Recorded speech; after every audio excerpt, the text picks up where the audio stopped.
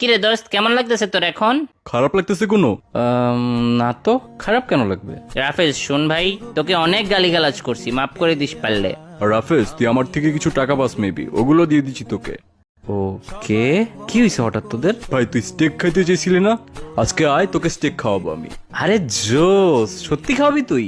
হ্যাঁ হ্যাঁ। ভাই তুই আমার অনেক জোজে একটা friend, I am proud of you. তোর ক্লাসের সামনে তোর একবার লুঙ্গি টান দিয়ে খুলে ফেলছিলাম, এর জন্য সরি ভাই। ওকে, এটা বলার দরকার ছিল না। তোর মতো ফ্রেন্ড আমরা আরেকটা পাবো না। হ্যাঁ ভাই, তুই বেস্ট। কি ব্যাপার ভাই, এত ভালো বিহেভ করতেছিস তোরা হঠাৎ? তোকে অনেক মিস করবো ভাই। হ্যাঁ আমিও। মিস করবি মানে? তোরা কই যাবি? আমরা কোথাও যাব না। তো আজকে ক্লাসে স্যার বলছে একটা কুত্তা সর্বোচ্চ 24 বছর বাঁচে, আর তোর তো 2 দিন পরেই 24 বছর হবে।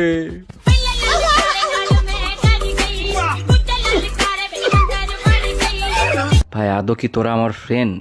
দোস্ত 40 যেন ভালো খাবার থাকে বুঝছস, কুত্তার খাবার যেন না থাকে।